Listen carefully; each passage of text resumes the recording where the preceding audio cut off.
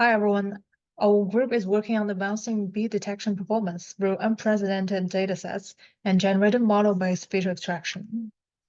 Our work falls into the category of music information retrieval, MIR, and it's retrieving information from music, and its application can range from music classification to music generation. One important task in MIR is automatic beat detection. We want to detect beat and downbeat. Beat is the rhythmic pulse or groove, and downbeat is the first beat of a musical measure or bar. Here is a quick example of it. So on the upper right corner, you can see a metronome. When there's a click, it's a beat, and when it's green, it's a downbeat. So our baseline methods in beat detections are mostly based on temporal convolutional networks, TCN, or transformer. And in this project, we are using wave beat and beat transformer specifically.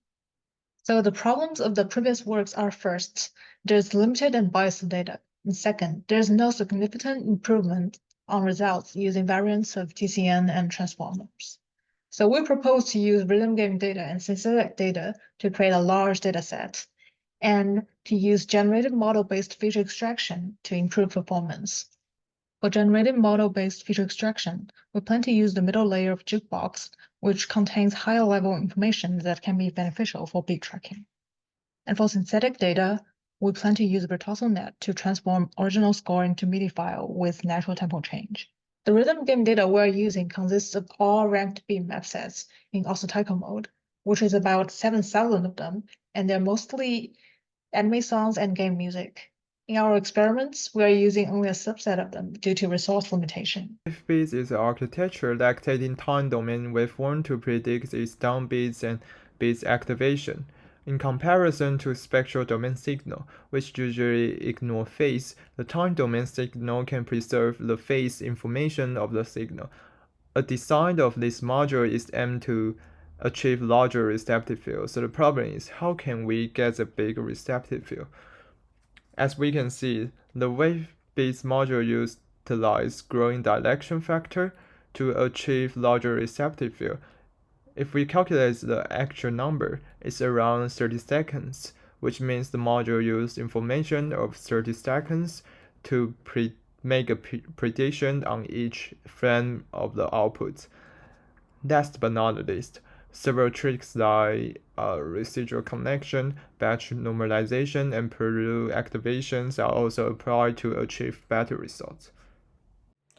One of the models we decided to re-implement to evaluate the validity of our new dataset is beat transformer.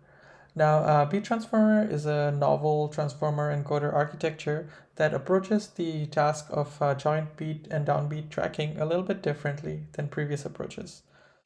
So basically, as an audio mixture is first, as a pre-processing step, demixed into spectrograms of multiple input channels.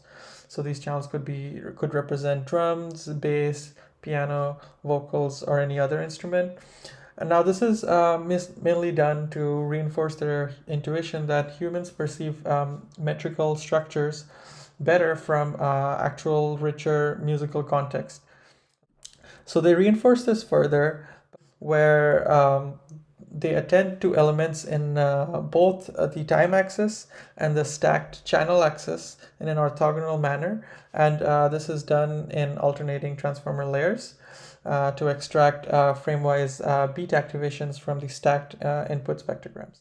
But even then, the data that they use was very limited. So this is where we hope to come in with a rhythm game. Now this came with its own unique set of challenges. Now to address our limitations in compute, we used an approach that is slightly different from the original baseline paper. Now the preliminary results are somewhat promising and hopefully indicate that we are on the right track. The parts highlighted in yellow are the parts where our model surpassed the metrics of the baseline. So some things to look into are, since we are using a pre-trained network, we shouldn't be using the original learning rate. It would be more beneficial to use a learning rate that is lower so that the initial information learned is not lost.